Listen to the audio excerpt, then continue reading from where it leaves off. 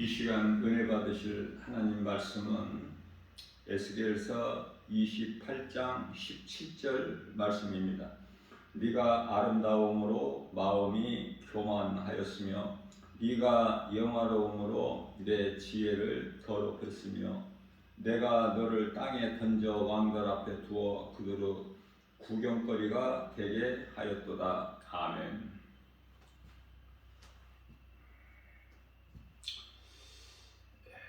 많은 사람들이 교회를 다녀도 굉장히 이 사치를 좋아하는 사람들이 있어요. 하나님께서 기뻐하시지 아니하시죠. 디모데전서 2장 9절 말씀을 통해서 남자야 사치할 게 있으니까 여자들에 관하여 말씀하신 건데, 따은 머리를 따는 것은 하나님께서 기뻐하시지 아니하시고 가증한 것이죠. 그 다음에 온갖 여러 가지 그 보석을 치장하고 또 너무나 이 지나치게 그 비싼 옷을 입고 이런 것은 전부 하나님 보시기에 가증한 거예요. 기뻐하시지 아니하신다. 우리는 좀 단정하게 구원받은 성도들의 몸가짐은요, 단정해야 돼요. 깔끔해야 돼요. 지저분하지 말고 바르게 잘 이해를 하시면 되겠고요. 이와 같이 사치하는 것을 예수님께서 기뻐하시지 않는 것은 이 사탄은 음료죠. 음료. 요한계시록 17장 4절 말씀이죠.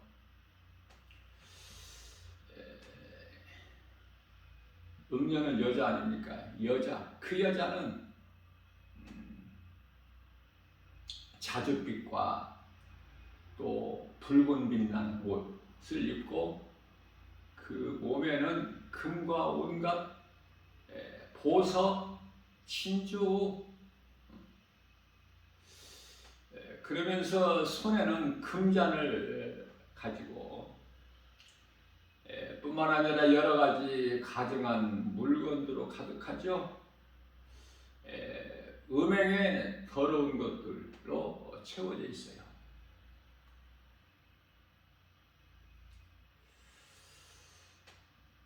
그렇기 때문에 그리스도인이라면은 몸과 마음을 단정하게 하는 것이 중요해요. 이 사치는 사탄의 속성입니다. 속이 허하면은 겉을 자꾸 포장을 하려고 그래. 속이 허해서. 우리가 이 싸울 때 보면은 이 목소리 큰 사람들 있지 않습니까? 왜 목소리를 크게 내요? 속이 허해서. 속에 것이 없어. 정말 힘 있는 사람은 큰 소리 내지를 않아요.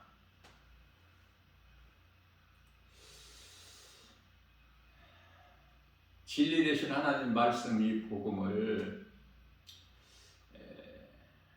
어떻게 해서든지 세상에 알려야 되는 거예요. 에스겔 선지자에게 하나님께서 말씀하시죠. 선지자가 스스로 아는 것을 말하는 것이 아니라 하나님께 받은 말씀을 이스라엘 백성들에게 전하는 거 아닙니까?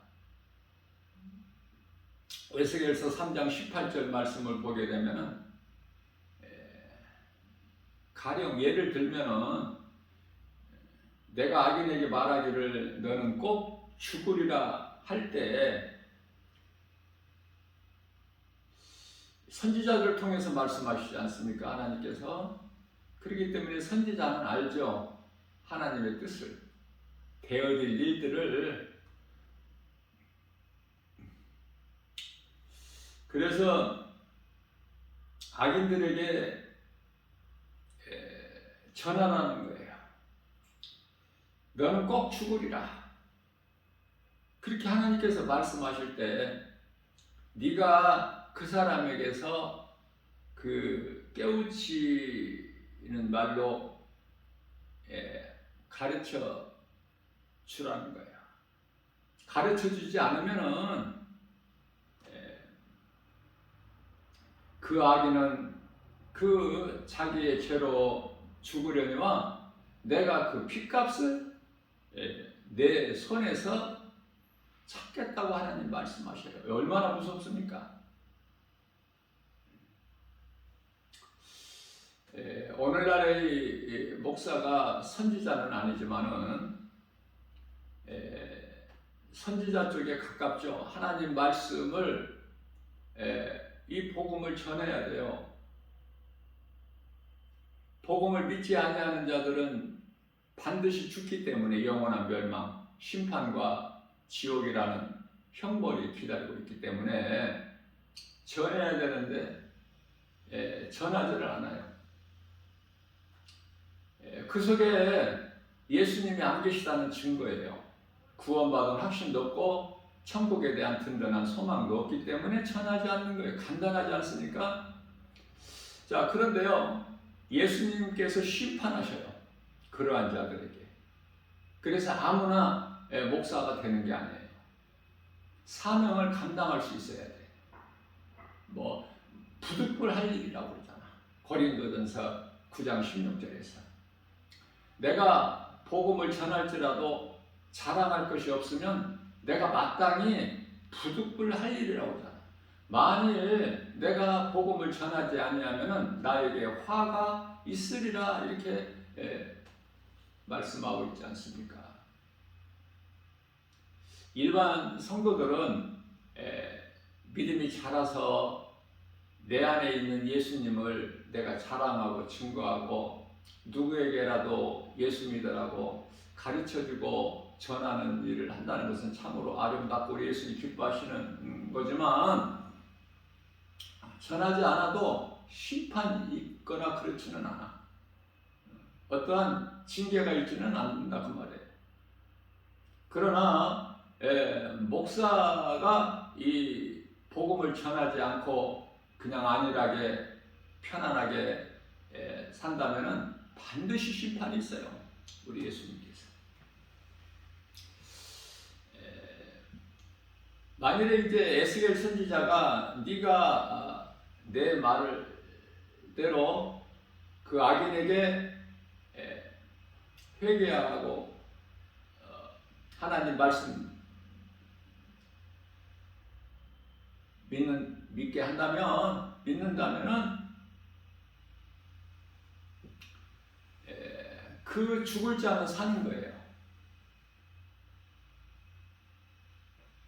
반대로 네가 전하였지만은 그가 복음을 받지 않는다, 하나님 말씀을 듣지 않는다, 거부한다. 그럴 때는 그 악인은 자기 죄로 죽임을 당하지만은 너는 생명을 보존하리라. 잘못이 없어. 에스겔 선지자는 하나님께서 전하라고 하신 말씀만 전했기 때문에. 자, 이 말씀과 관련하여 이사야서 51장 8절 말씀을 보면은 너는 외쳐라. 여기는 이제 이사야 선지자에게 하신 말씀이에요. 너희 외쳐라. 이사야 선지자야, 너는 외쳐라. 목소리를 높여서 크게 외쳐라. 그들이, 죄인들이, 악인들이 듣고 깨달을 수 있도록. 같은 말씀이죠.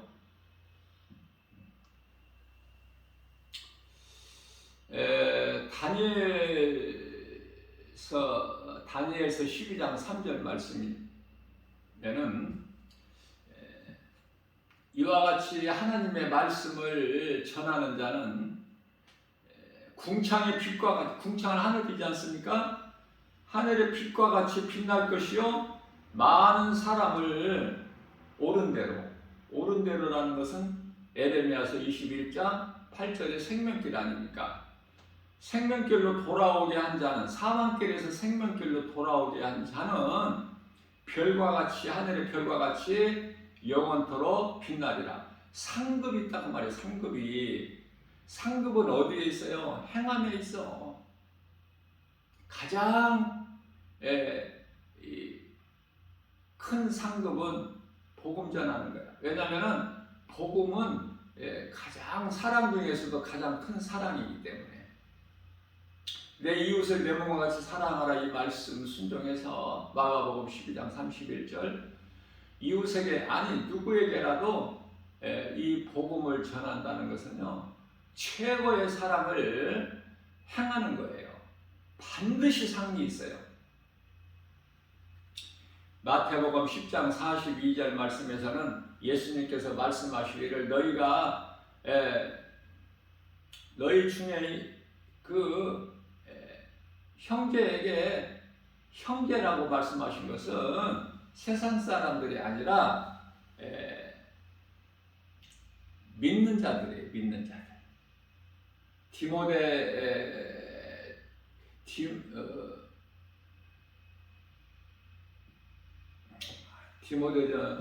디모데가 아니라 갈라디아서 6장 10절인가요? 믿음의 가정들이라. 말씀을 제가 한번 확인을 해보겠습니다.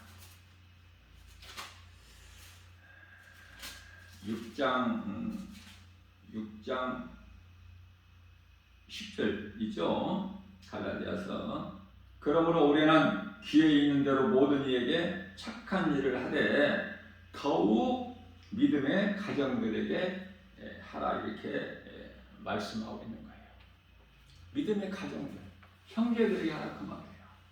우리가 지구촌에 살고 있는 80억을 다 사랑해야 되겠지만, 크게는, 그러나 우리에게는 한계가 있기 때문에 믿음의 가정들에게 선을 행하는 것이 우리 예수님을 기쁘시게 하는 거예요.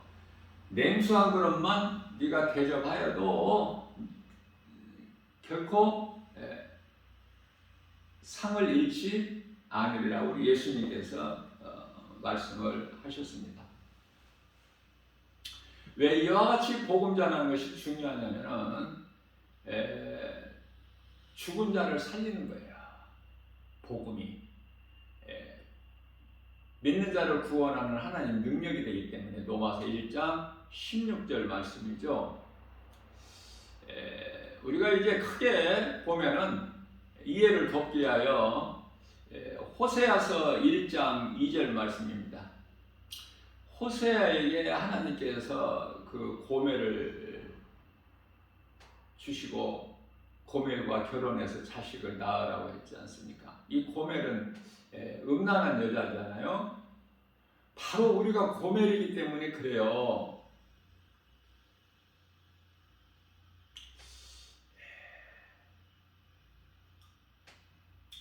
그래서 이 호세아서에서 우리에게 주신 영적 교훈이 엄청 크죠. 바로 내가 고멜이다, 이걸 말씀을 통해서 깨달아야 돼요. 그래야 하나님의 마음을, 깊으신 뜻을 우리가 조금이라도 헤아릴 수가 있어요. 왜 예수님께서 호세아 선지자에게 그 고멜을 돈을 주고 사서 데려와라, 그래서 결혼해서 자식을 낳아라. 그런데요, 고멜이 와서 호세아와 결혼하고 자식을 낳고, 그래도 또 그 더러운 곳에, 음란한 곳에 돌아가지 않습니까? 이게 이스라엘 백성들이에요. 하나님을 떠나서는 살 수 없는데 이와 같이 하나님을 떠나서 세상적으로 살려고 그래. 이 진리의 복음, 하나님 말씀을, 하나님 뜻을 알지를 못한 이스라엘 백성들에게 호세아서 4장 6절이죠. 내 백성에게, 호세아 선지자에게 말씀하시는 거예요. 내 백성에게 내가 말한 것을 좀 전해라. 이 백성이 나를 아는 지식이 없어서 망하는도다. 하나님을 떠난 인생이 세상적으로 잘 되면 잘 될수록 하나님 앞에서는 멸망할 뿐이에요. 호세아서 4장 7절 말씀입니다. 하나님을 떠난 고멜 같은 그 인생을 사는 자들이 번성하면 번성할수록 하나님께는 죄가 되는 거야. 그래서 하나님께서 내가 그들의 영화를 변하여 욕이 되게 하리라. 그러니까 잠시 누리는 이 세상 낙에 사람들이 취해버리는 거 아닙니까? 하나님께서 바꿔버리신다는 거예요. 그들의 즐기는 쾌락, 디모데전서 5장 6절, 그러한 영화를 변하여 욕이 되게 하리라. 그러시면서 호세아서 6장 6절 말씀을 통해서는 나는 인애를 원하고 제사를 원하지 아니하며 인애를 원하고 긍휼이죠, 긍휼. 제사를 원하지 않아. 하나님 말씀을 순종하지 않는 자가 예배드리면 뭐 할 거야? 그 예배를 하나님 받으시느냐고요.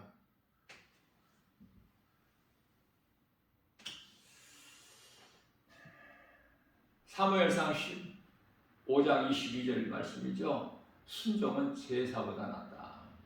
말씀을 통해서 잘 깨달아야 돼요.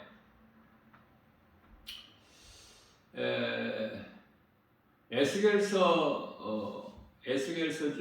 37장 우리가 잘 알고 있는 그 마른 뼈들이 널브러져 있는 그 에스겔 골짜기, 에스겔 선지자를 하나님께서 그곳에 보내셔서 그거를 그 모습들을 보게 하신 거예요.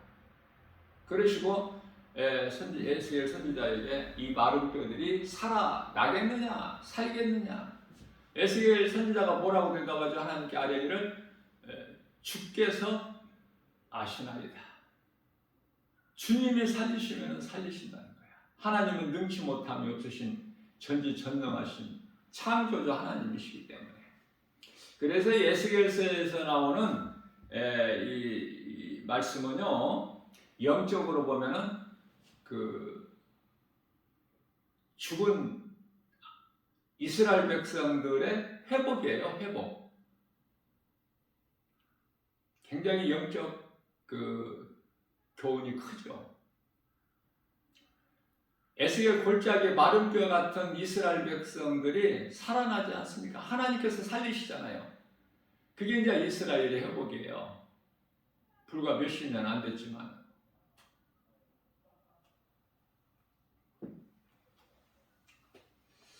에스겔서 37장 1절입니다. 여호와께서 권능으로 내게 임하시고 그 영으로 나를 데리고 가서 골짜기 가운데 두셨는데 거기에 뼈가 가득하더라. 마른 뼈가. 성령에 이끌려서 빌립 집사가 사마리아 성에서 복음 전하다가 광야로 성령에 이끌려서 오지 않습니까? 사도 바울이나 사도 요한이 성령에 이끌려서 그 나라 셋째 아들 나곤에 다녀온 거 아닙니까? 마찬가지로 에스겔 선지자도 성령에 이끌려서 가서 그거를 보게 하셨다. 그래서 에스겔서 37장 2절 말씀에서 나를 그 뼈 사방으로 지나가게 하시고 그 골짜기에 뼈가 힘이 많고 다 마른 거야. 마른 뼈야, 마른 뼈. 그래서 에스겔서 37장 3절에서는 하나님께서 이르시되 이 뼈들이 능히 살 수 있겠느냐 하시기로 내가 대답하되 주 여호와여 주께서 아시나이다. 주께서 아시나이다. 주님만이 아십니다. 주님은 살리시기도 하시고 죽이기도 하시고 사무엘상 2장 6절에서 7절 한나의 고백에서 잘 말씀하고 있죠. 그래서 4절 말씀에서는 또 내게 이르시되 너는 이 모든 뼈들에게 대언하여 이르기를 이 마른 뼈들아 여호와의 말씀을 들을지어다. 무슨 말씀이죠? 하나님의 말씀을 들으면 죽을 자들이든지 아니 이미 죽어 마른 뼈들이 됐든지 간에 상관이 없이 살아난다는 거 아닙니까? 생명을 얻는 거예요. 그 생명은 영원히 사는 생명. 이것이 복음으로 기쁜 소식 아닙니까? 에스겔서 37장 5절 말씀입니다. 여호와께서 이 뼈들에게 이같이 말씀하시기를 내가 생기를 너희에게 불어넣으리니 너희가 살아나리라. 마치 창세기서 2장 7절에서 사람을 땅의 흙으로 지우시고 그 코에 생기를 불어넣으시니 사람이 곧 생명이 된지라. 같은 말씀이에요. 하나님께서 생기를 넣으시 마른 뼈가 살아나버려. 에스겔서 37장 6절입니다. 너희 위에 심줄을 두고 살을 붙이고 가죽을 덮고 너희 속에 생기를 넣으리니 너희가 살아나리라. 또 내가 너희로 하여금 여호와 나는 여호와인 것을 너희로 알게 하리라. 이렇게 말씀을 하신 거예요. 어떻습니까? 하나님의 이 말씀을 비유해서 듣는 건데 우리가 영적으로 깨닫기만 하면은 죽은 자가 살아나. 죽을 자는 말할 것도 없고 38년 된 병자 이런 거 상관없어요. 하나님의 말씀의 능력으로 그 누구라도 어떤 죄인이라도 하나님의 말씀을 마음에 받고 믿으면 살아나는 이러한 놀라운 역사가 오늘을 사는 우리에게도 충만하게 넘쳐나기를 주님의 이름으로 축복합니다.